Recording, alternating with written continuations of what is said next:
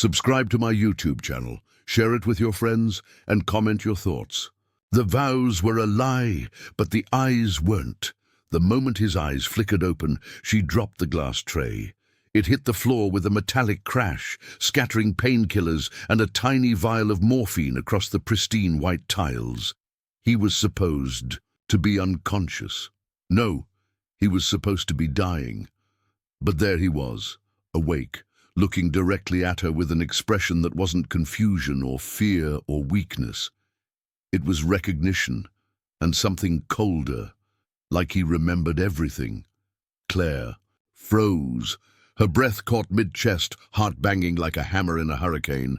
The world around her, the machines, the faint buzz of fluorescent lights, the sterile scent of antiseptic faded into the background. This couldn't be happening. Not yet. He wasn't supposed to wake up ever, not after what the doctors said. Not after the deal she made, not after the marriage, and definitely not after the truth she hid. She stepped back slowly, her nursing shoes crunching glass beneath them.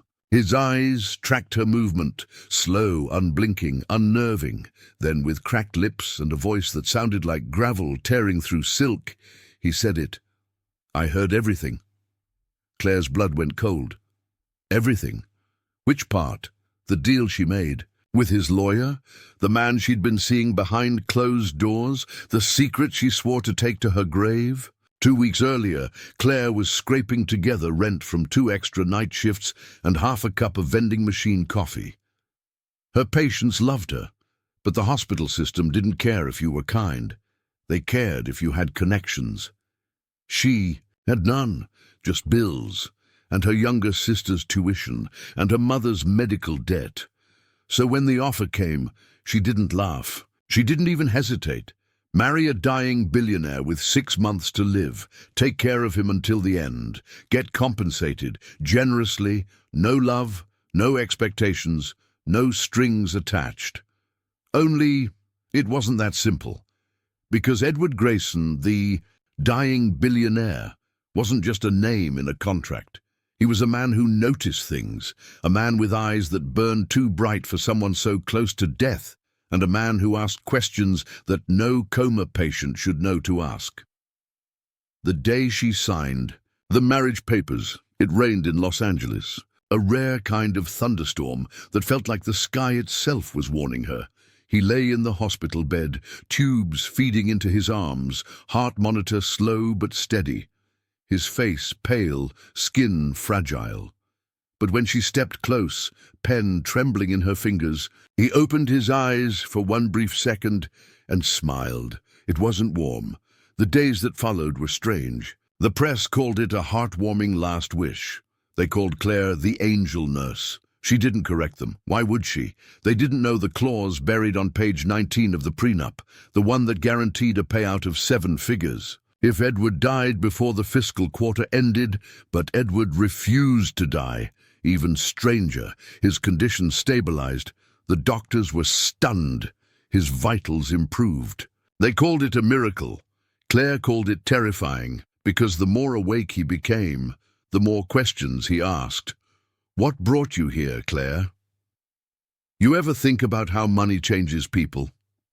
Do you believe in fate?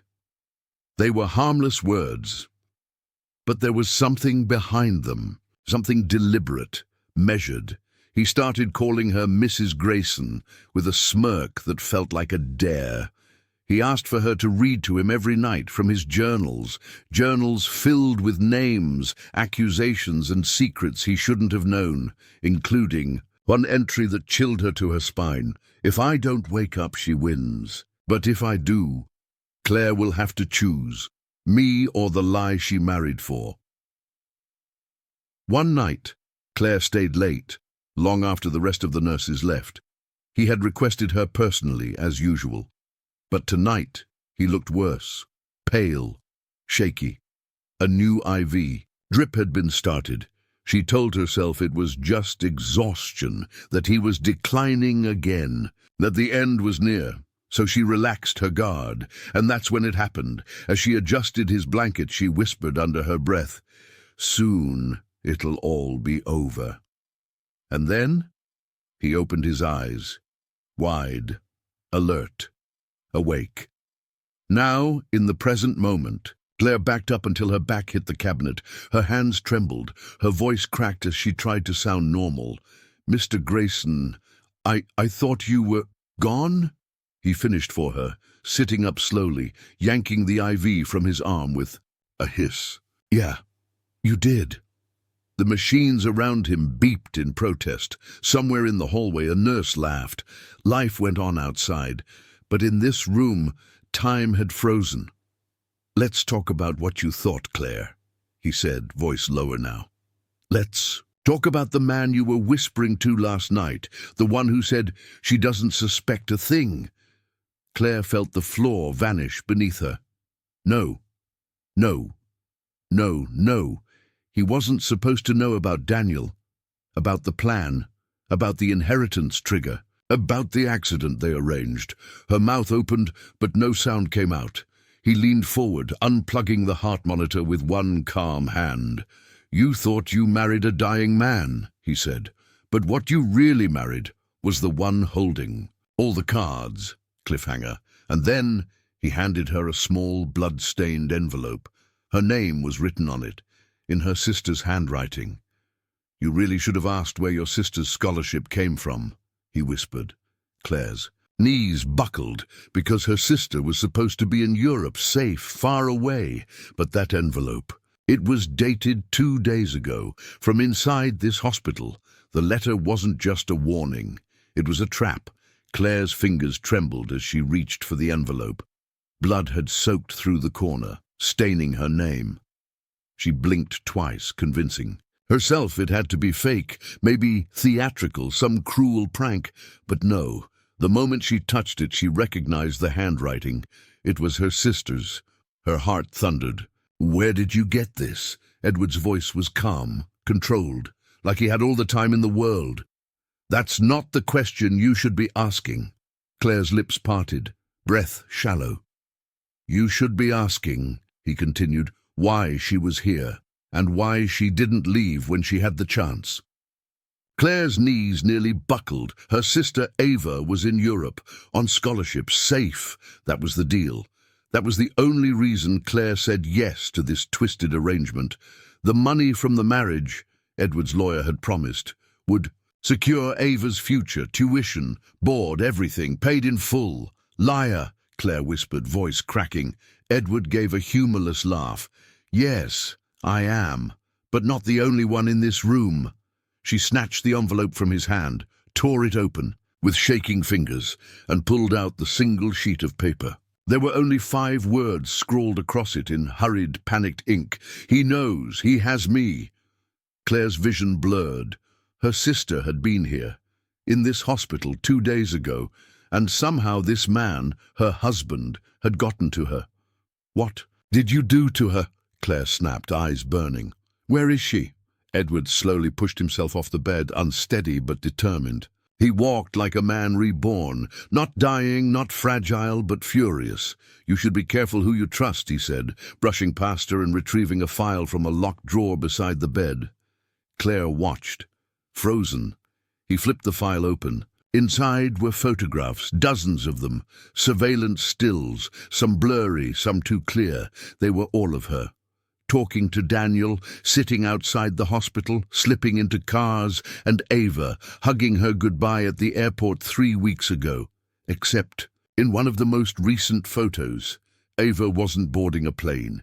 She was being dragged into a black SUV. Claire staggered back. "This is insane." "No," Edward said, calm and flat. "This is a war, and I've just woken up to find a traitor in my bed." Flashback. 3 weeks ago, Claire hadn't planned to fall for Daniel. He wasn't supposed to be part of the equation. A charming ICU specialist with a tragic smile and a taste for danger, Daniel had slipped into her life like a rescue line during a hurricane. At first he seemed harmless, curious, flirtatious, understanding. But then he started asking questions. Why? Him?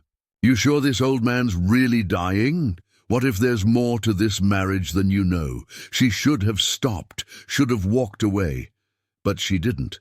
Daniel fed her doubts like oxygen to fire, fanning the embers of guilt, desperation, and buried anger. He convinced her that Edward wasn't a victim, that Edward had secrets, that the real fortune wasn't in the will, but in something bigger. Offshore accounts, hidden codes, a name only Edward could unlock. And Daniel wanted in. So did Claire, until now. Now she wasn't sure who was playing who. Back in the present, Edward's eyes were on her like a loaded weapon. "You married me for money," he said. "Fair enough. But then you tried to bury me alive. That part wasn't in the contract." Claire's voice cracked. "I never—" "Stop," he snapped. "You think I didn't know what my lawyer was doing? You think I didn't plant that? A clause in the prenup. The payout if I died. That was bait, Claire." Her mouth went dry. "All I needed," he said, stepping closer, "was to know who'd bite." Claire backed into the wall. "Why would you do that?" He stared at her like she was the one in a hospital gown. "Because someone's been trying to kill me for 6 months. Not just through poison, not just through the brakes on my car, but through people I let in. I didn't know who. Until you—" Her stomach dropped. "You think I tried to—" "You led him right to me." Claire shook her head violently. No, Daniel said. He said you were hiding something dangerous, that if you died, people would be safe." Edward's laughter was hollow. "That's what he told you?" He tossed her another photo from the file. It was grainy, but the man in it was clear. Daniel, with a briefcase, shaking hands with a man Claire didn't recognize. But the setting— Claire's breath caught. That was her apartment building. The timestamp? 3 days before she ever agreed to marry Edward. He'd known her long before she ever knew him. Claire's knees finally gave out. She slumped to the floor, heart racing so fast she thought it might stop. Her mind reeled. Everything had been a setup. Her love life, her job, her sister's scholarship, her marriage, all of it orchestrated. She looked up at Edward, the man she married for money, but who now stood like the only person in the world who had answers. "Where is Ava?" she begged. Edward crouched down beside her. "She's safe," he said softly. "For now, but if Daniel finds out I'm awake, she won't be. He thinks I'm still in a coma. That gives us maybe 12 hours. If that." Claire blinked. "Us?" "I'm not the only one they'll come after, Claire. You know too much now. You're his loose end." She stared at him. "Why not go to the police?" Edward's face darkened. "You don't understand. This goes way beyond the police. Offshore shell companies, blackmail networks. Ava was just leverage to make sure you stayed obedient. You weren't a co-conspirator, Claire. You were the bait." Her throat closed. "You're using me too." "I was," he admitted, "but not anymore. I saw you cry the night your sister left. I heard you praying to God, thinking I was unconscious. I know you didn't want this. And that's why I'm giving you a choice." He stood up, towering above her. "You can run, take what's left of the hush money, disappear, or—" He dropped a USB drive onto the table. "You can help me finish what I started." Claire stared at the drive. "What's on it?" Edward turned away. "The reason I was supposed to die." That night, Claire didn't sleep. She didn't call Daniel. She didn't run. Instead, she watched the footage Edward gave her. It was grainy surveillance, old, shaky, with poor audio. But one thing stood out: a hospital boardroom, a secret meeting, and Ava, her baby sister, in the background. She wasn't there by accident. She was working for them, or maybe being used by them. Claire's mind spun with 1,000 possibilities. Every truth she thought she had now cracked into a lie. Then her phone buzzed. "Daniel, where are you? You okay? Call me. We need to move. Now." Claire didn't respond. She just stared at the screen, then turned slowly toward the hospital door, where Edward stood, already dressed, coat on, car keys in hand. "Ready?" he asked. Claire didn't answer. She didn't need to. Cliffhanger ending. Part 2. They arrived at the safe house Edward claimed no one knew about. Just before dawn, cold, silent. Inside was dark, until a lamp clicked on. Claire screamed. Ava was already there, bloody, bruised, duct tape on her wrists. And Daniel? Daniel stood behind her with a gun. "I told you not to choose him," he said, aiming straight at Claire. He aimed at her heart, but she spoke. First, Claire's heart stopped. The gun was steady in Daniel's hands, but his eyes were full of rage and betrayal. The man she'd once let kiss her scars now stood behind her sister with his finger on the trigger. "I told you not to choose him," he repeated. Edward didn't flinch. He closed the safe house door behind them, locking it without taking his eyes off Daniel. "Put the gun down," Edward said calmly. Daniel laughed bitterly. "You think I won't shoot? After everything? You woke up too soon, old man." Claire's arms instinctively reached out toward Ava, who was bound to a chair, bruises across her cheek and blood crusting the side of her lip. Her sister's eyes were wild, frantic. "She's got nothing to do with this anymore," Claire said, trying to step between them. "Don't move," Daniel barked, his voice cracked, raw emotion underneath.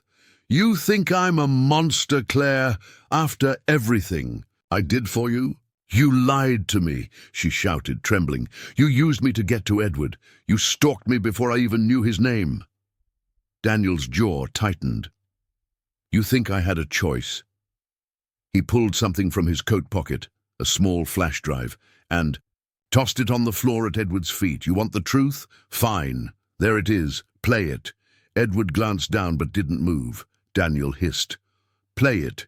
Show her what you really are." Claire picked it up, her fingers shaking. She looked to Edward. He didn't speak, didn't deny it. There was a laptop on the table. Claire plugged in the flash drive and hit play. Surveillance footage, a conference room. Edward, years younger, stood at the head of a table. Several powerful-looking men sat around him. He was speaking, cold, calculating. "No witnesses. If anyone threatens the operation, we remove them, quietly. No traces, no paper trails. Even family?" "Someone?" asked Edward, didn't blink. "Especially family." Claire's throat clenched. Then came the images. Satellite coordinates, transfers, a list of off-the-book hospitals in third-world countries, illicit trials, human test subjects. Edward's face filled the screen again. "As long as I'm alive, the assets stay buried.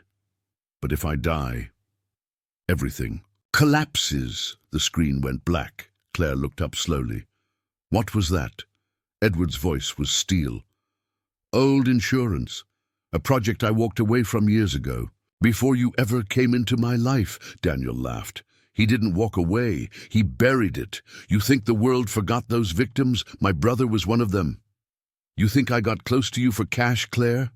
I was trying to destroy him from the inside." Claire looked between them, shaking. "Then why use me?" she asked. "Why Ava?" Daniel's voice softened, just for a moment. "Because you were the only one close enough to make him vulnerable. I didn't want to hurt you, I swear, but you wouldn't listen. So now—" His eyes hardened. "So now, I have to finish it." The gun shifted. To Edward. Claire stepped in front of him. "You'll have to go through me." Daniel's voice broke. "Don't make me do this, Claire." Her voice was barely a whisper. "Then don't." A tense silence. Daniel's hands trembled. A single second stretched into eternity. Then a movement from Ava. She lunged, knocking her chair backward and screaming through the duct tape. The sudden crash broke Daniel's focus. Claire moved. She dove forward just as the gun fired. Bang! She hit the floor hard, the side of her head slamming into the edge of the table. For a moment, everything went black. When her eyes fluttered open, Edward was kneeling beside her, pressing a cloth to her arm. She'd been grazed. Blood poured down, but she was alive. "Where's Ava?" she croaked. Edward looked up. Daniel was gone. So was Ava. The back door swung gently in the wind. 3 hours later, Claire sat in the hospital again, her own bandaged arm throbbing. This time in Edward's private wing. He paced, deep in thought. "You still think he was telling the truth?" she asked quietly. Edward didn't look at her. "About parts of it? Yes. I was part of something terrible. I tried to stop it. But there are things I can't undo. People I failed, like his brother." Claire swallowed hard. "And Ava, she's leverage now," Edward muttered. "But Daniel's running out of time. I know where he's going." Claire turned. "Then, what are we waiting for?" Edward finally met her eyes. "You. I don't want you anywhere near this. It's too dangerous." Claire stood slowly. Her voice didn't waver. "She's my sister." I go. The dockyard. Midnight Ava's muffled screams echoed from a warehouse. Claire and Edward crouched, behind a stack of rusting shipping containers, watching as Daniel paced inside the warehouse, talking to someone on a satellite phone. "He's selling her," Edward whispered. "Not just revenge. He's bargaining with them for protection." Claire's blood ran cold. Then Edward turned to her, holding out a tiny earpiece. "You're going in." "What?" Claire's heart stopped. "He trusts you. He'll let you in before he ever lets me close." Claire hesitated. "What if he shoots me this time?" Edward looked into her eyes. "Then say something true, something only he would believe." Inside the warehouse, Claire stepped in slowly, hands raised. Daniel spun, gun drawn, but his eyes went wide. "Claire, let her go," she said, voice strong. "You can have me. That's what you wanted, right? I'll help you take him down." Ava whimpered behind him. Daniel hesitated. "You're lying!" Claire took a step forward. "You think I don't know who Edward really is now? You think I don't want to burn every piece of that world to ash?" Daniel's hands trembled again. "I saw the footage," she continued. "I saw the blood on his hands. I want him to pay." Daniel's jaw clenched. "Then help me right now," Claire nodded. "But not like this. Let her go. She's not your weapon." Daniel's eyes flickered, wounded, human for a moment. Then the door behind him exploded open. Edward. Daniel roared and raised the gun. Too late. Edward fired. One shot. Daniel dropped. Claire screamed. The aftermath. Ava was safe. Shaken, but safe. Daniel was rushed to emergency surgery. He survived, barely, under police custody now. But Edward disappeared from the hospital within 12 hours. No forwarding number, no press release, nothing, only a letter. Claire sat on the rooftop of her old apartment reading it. The letter. "Claire, you asked why I married you. The truth is, I didn't want to die alone. I wanted to believe there was still someone in the world who wouldn't lie to me. But you did. You all did. And still, you saved me. There's more to uncover, more people involved. The man on that satellite call, he's still out there, watching, waiting.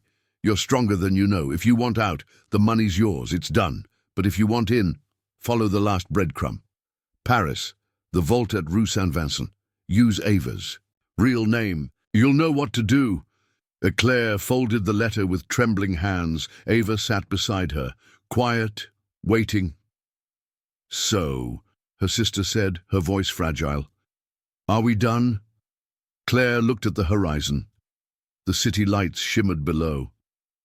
Somewhere, in the dark, more secrets waited. She stood up. "No," Claire said, "we're just getting started." The vault knew her name, but not the one. She expected. Claire stood outside Rue Saint-Vincent 81, staring up at the elegant stone building nestled between a flower shop and a vintage bookstore. Morning mist drifted off the Seine behind her. It was a quiet Paris street, too quiet for the kind of message Edward had left behind. Ava leaned against the iron gate, arms crossed. "You really think he meant for you to come here? What if it's a trap?" Claire's fingers tightened around the letter in her coat pocket. "He knew I wouldn't walk away. Not after what Daniel did. Not after everything we found out. Ava, exhaled and pushed the gate open. Then let's get this over with. Inside the building, the entry lobby was marble and gold, classy but ancient. A security guard in a navy suit barely glanced up as Claire stepped toward the brass-plated elevator. She hesitated, then pressed the button marked B1. Vaults. When the doors opened below, they revealed a long hallway lined with heavy vault doors, each embedded in the wall like mausoleums. At the end stood a keypad and biometric scanner.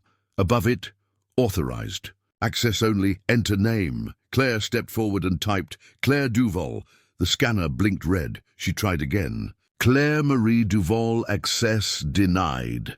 She felt Ava's tension behind her. Try his last name, Ava whispered. He did marry you, remember? Claire typed, Claire Huxley. The machine stalled, then flashed, no such identity on file. She cursed. Under her breath, then remembered Edward's words. Use Ava's real name. Claire looked at her sister, heart thumping. You were adopted. Mum always said she found you in the hospital registry. Ava shrugged. Yeah. So? Claire turned back to the keypad. Typed in Claire Moreau. The scanner blinked, then turned green. With a metallic hiss, the vault door clicked and opened. Ava froze. What the hell? The vault wasn't money inside. Not diamonds, not gold. It was files, dozens of them, labeled with initials and code names. One large envelope sat alone on the central desk. With Claire's face on the photo clipped to the front, she opened it with shaking hands. Inside, a birth certificate. French. Name, Clara Isabelle Moreau. Mother, Margot Duval. Father, classified status, adopted in secrecy. At 2 weeks of age. Reason. Witness protection. Level Omega directive. Her vision swam. Ava whispered, Claire. This says your name isn't Claire. You were born, Clara, and Mom didn't adopt you. She was protecting you. Claire dug further. Letters, court transcripts, and finally, a video file. She inserted the drive into the terminal. The video, a younger Edward, stood beside a hospital bed in a dimly lit room. In the bed, a woman in labor, her face pale, blood on her gown. Keep her safe, the woman gasped. They'll come for her if they know. Edward held her hand. I will. I promise. The camera turned briefly, showing a baby being wrapped. In a blanket, a nurse's face came into view. Claire's own face, older now, twisted in confusion. That woman, she whispered. That's Mom. Edward's voice on the recording. We'll call her Clara. You'll take her to the States. Raise her like your own. The woman nodded. God help us if they ever find out. The video ended. Claire staggered back from the screen. I'm not Claire Duval, she said, voice hoarse. I'm Clara Moreau, and Edward knew my mother. Ava was speechless. What does it mean? Claire turned over the last paper in the envelope. A handwritten note from Edward. The note. Your real father built something dangerous. They silenced him, and they used your mother to control him. When he died, they thought it was over, but you were the key, hidden in plain sight. Now they know you're alive. The man Daniel called on that phone. He runs what your father started, and he'll come for you. That's why I married you, to keep you close and safe. Forgive me. Claire sat down hard in the old leather chair, chest tight. Her entire life, her name, her identity, her childhood was a lie. Edward hadn't just used her, he'd protected her and married her not out of love, but guilt or fear. But one thing burned brighter than betrayal: rage. They murdered my father, she said, used my mother, lied to me, lied to you. Daniel was just a pawn. There's someone else pulling strings. Ava glanced nervously at the hallway. We need to go, now. But before they could leave, they heard it. A door slam upstairs. Voices, footsteps. Someone's here, Claire hissed, pulling Ava into the shadows behind the shelves. 2 men entered the vault, clean-cut, professional, armed. One of them picked up the envelope Claire had left open. He swore under his breath. She's already been here, the other man turned. Secure the building. If she's still inside, terminate. Escape Claire grabbed Ava's hand and ran. They slipped into the utility corridor, past the boiler pipes and old wiring. Above them, a security alarm triggered. Sirens, French shouting. The front entrance locked down. Claire spotted a maintenance ladder in the far corner, leading up to a grate. She hoisted Ava first, then climbed after her. Behind them, footsteps echoed closer. Shots rang out. Claire screamed as a bullet grazed her calf, but Ava yanked her through the grate just in time. They collapsed on a rooftop under the grey Paris sky. Claire's breathing was ragged. "They were waiting for us," Ava panted. "Someone tipped them off." Claire's voice shook. Edward didn't. He wouldn't. Ava looked away. Then someone else knew. Someone watching him. Watching you. That night, they hid in a small hotel by Montmartre, using fake names. Claire's leg was bandaged. Her mind raced. She laid out the files on the bed. Something still didn't add up. Why did the vault accept her as Clara Moreau only after she typed Ava's name? She flipped the original certificate again. There, on the corner. Cross-reference, AM 227B. Claire paused. AM Ava Moreau. She opened the second file Edward had left behind. Inside, a second birth certificate, this time for Ava. Mother, Margot Duval. Father, unknown. Daughter, Aveline Margot. Moreau. Claire dropped the paper. "Ava," she whispered. "We're not sisters by adoption." Ava turned slowly. "We're sisters by blood." The twist. The next morning, a manila envelope slid under the hotel door. Claire opened it cautiously. Inside was a burner phone and a note. "I didn't disappear. I'm just ahead of the storm. There's more you need to see. Meet me where we first kissed, midnight." Ava's eyes darkened. "It's a trap." Claire shook her head. "It's Edward." She stared out the window. The Eiffel Tower glittered in the distance. Somewhere beneath that glow, the truth waited, dangerous, brutal, but finally within reach. But she no longer walked toward it as a nurse, a wife, or even Claire Duval. She walked toward it as Clara Moreau, a woman reborn. He walked out of the shadows, but he wasn't. Alone, Claire stood at the riverside, the moon hanging low over the Seine like a silent witness. Wind tugged at her coat. A church bell chimed 12. Across the stone bridge, Paris slept. But inside, her everything was awake, burning, screaming, remembering. She gripped the burner phone in one hand. She hadn't called, hadn't answered. The message was clear. "Meet me where we first kissed." That place, Pont des Arts, was empty now, except for a violinist playing softly beneath a gaslight. The man gave her a polite nod, but she barely noticed. Then footsteps, behind her. She turned, and he stepped out of the shadows, Edward, alive, standing, and beside him, Daniel, the shattered reunion. Claire's breath caught. Her hands curled into fists. Edward looked older, paler. There was a scar along his jaw. But his eyes were clear, burning with something between remorse and resolve. She didn't know whether to scream or run into his arms.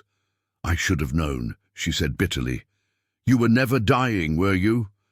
Edward hesitated. "I was. The illness was real, but I had help, underground treatment, hidden from the board, from Daniel, from you." Claire's voice cracked. "Why?" Daniel stepped forward. "Because there was a mole inside the family foundation. Someone selling secrets about your father, Clara." Claire flinched at the name. Edward nodded. "I faked my death to smoke them out, to protect you." "You married me to protect me?" Edward lowered his eyes. "Yes, and because I loved you. But I never wanted you to find out like this." Claire trembled. "You left me with killers on my heels. With lies." "I left you with the key to your real name," Edward said. "And you opened the door, didn't you?"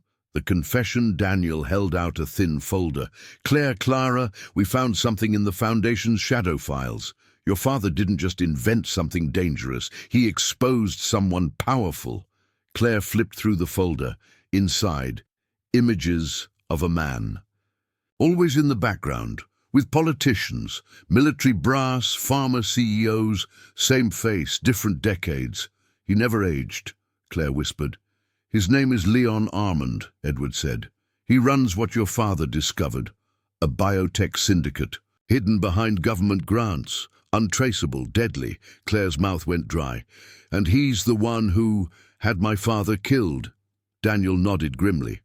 And your mother imprisoned in a psychiatric ward in Geneva, under a false name.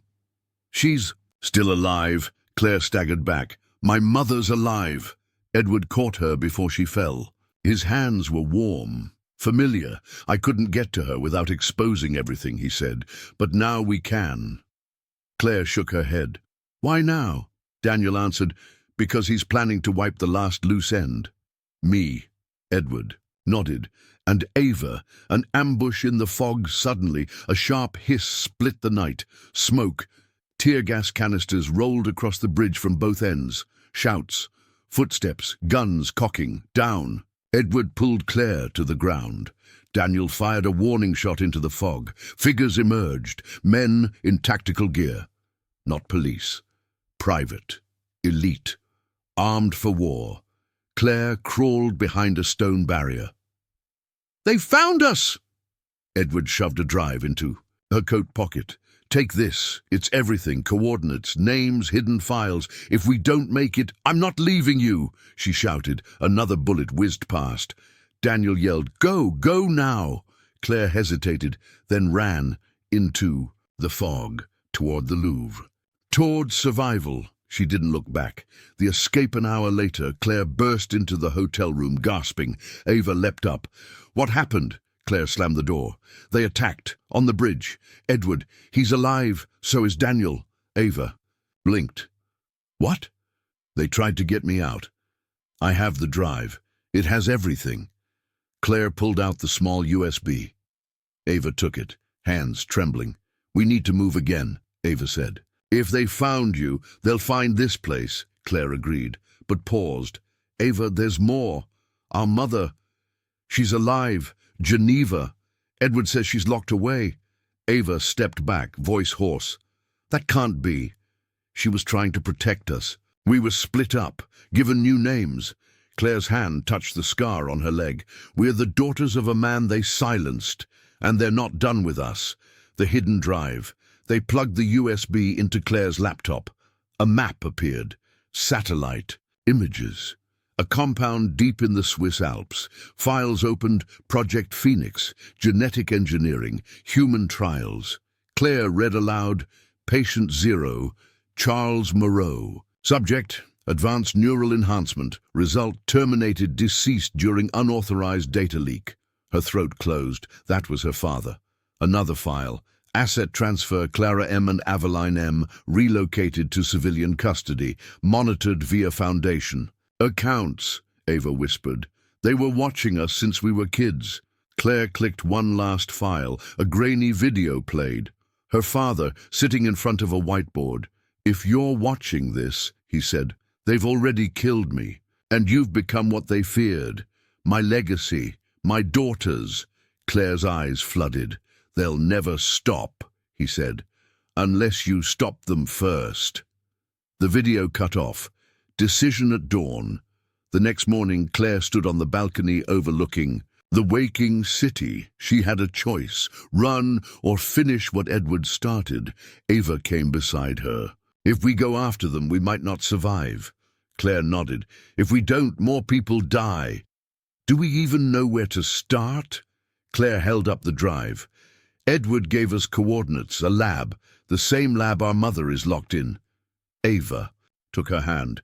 Then we finish this as sisters. Claire smiled even through her fear. Not Claire Duval, not nurse, not widow, Clara Moreau. Daughter of fire. She turned to Pack. They were going to Geneva. But one final twist as they stepped out of the hotel. A man waited in the alley. Grey coat, black gloves, pale eyes. He smiled. You've done well to come this far, he said. But you've gone too far now.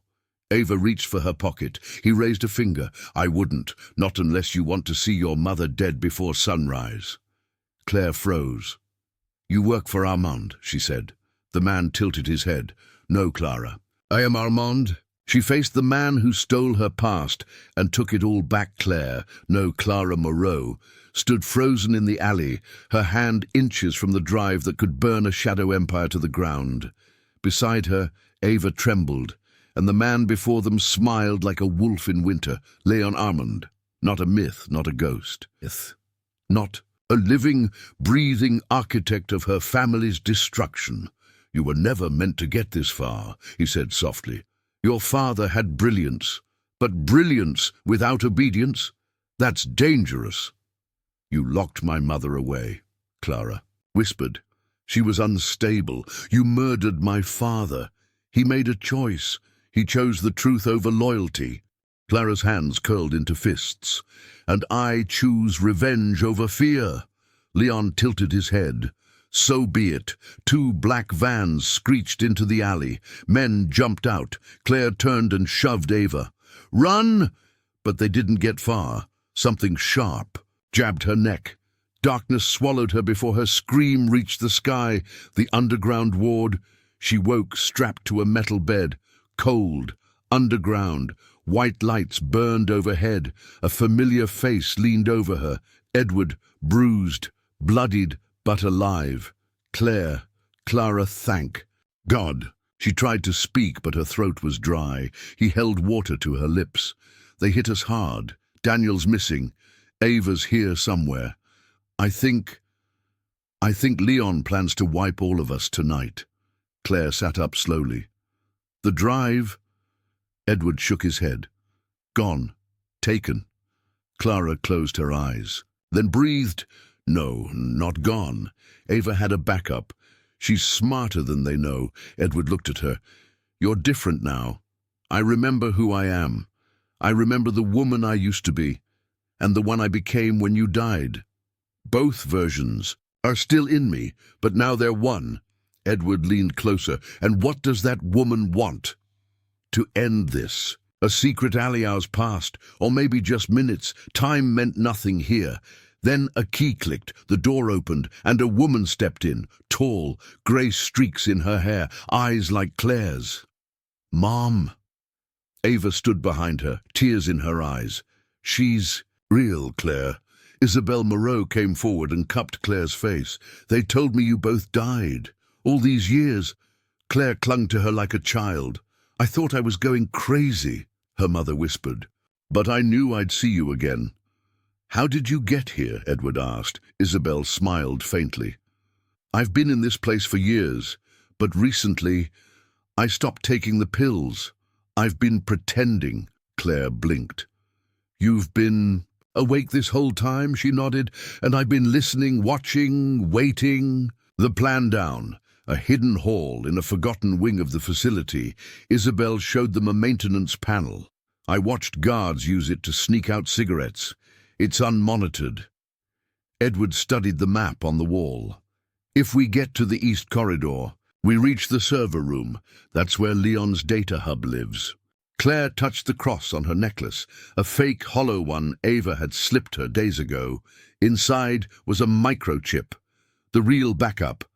I'll upload the files, stream it to every news outlet, every government archive. Ava looked at her.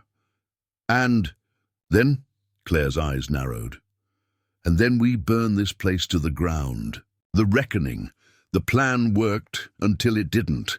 They made it to the server room. Isabel bypassed the security using tricks she'd learned during years of silent observation. Claire uploaded the files. Red bars filled the screen. Every secret Leon had buried, exposed, but then sirens. Ava screamed. Guards burst in. Edward fought hard, 2 down in seconds, but 1 fired. A shot tore through his shoulder. Claire dragged him to cover. Leon Armand entered like a king in hell. Calm, cold, touching, he said, watching them bleed. But this ends now. Claire stood, No, it already ended. You just didn't notice. The monitors behind him flickered. News anchors, military officials, Interpol, all watching, streaming. Claire grinned. The world sees you now. Leon lunged. At her, she didn't flinch. A shot rang out. He froze, a bullet between his ribs. Isabel held the gun, hands steady, eyes like steel. For Charles, she whispered, and for my daughters. Leon collapsed, gasping, bleeding, alone, powerless aftermath. The compound was stormed within hours. Interpol, FBI, Swiss authorities. They found bodies, files, failed experiments, and survivors. Edward was taken into surgery. 2 bullets. Internal bleeding. Claire never left his side. Ava held their mother's hand in the waiting room. The world watched as the scandal unraveled. The Moreau truth, they called it. A whistleblower family who risked everything. Leon Armand's empire dissolved. In days, Claire and Ava received protection, awards, book deals, but they turned them down. They didn't want fame. They wanted peace. 6 months later, a vineyard in the south of France. Warm light, quiet winds. Claire sat beneath the olive trees, reading. Edward walked up the hill, arm in a sling, carrying 2 glasses of wine. "You still thinking about him?" he asked. "Sometimes," Claire said, "but not with pain anymore. Just clarity." He sat beside her. "What happens now?" she smiled. "We rebuild." "Us?" Claire looked at him. "You lied to me, disappeared. Let me believe you were gone." "I know," he said softly, "and I'll spend the rest of my life proving I'm worth another chance." She studied him, then reached for his hand. "You already started. The last letter. That night." Claire opened the envelope she'd avoided for months, a letter from her father. Hidden inside the drive. She read it slowly. "My brave Clara, if you've come this far, it means you've become who I always knew you. Were strong, kind, unbreakable. This world is full of men who hide truth behind power. You were born to shine through it, live free, love fiercely, and never let fear decide your fate. I am always with you." "Dad!" Tears streamed silently down her cheeks. Outside, Ava laughed with their mother. Inside, Edward watched her with patient hope, and Claire, no longer broke, no longer lost, closed the letter with a smile. She wasn't just a survivor. She was a warrior, reborn. The end.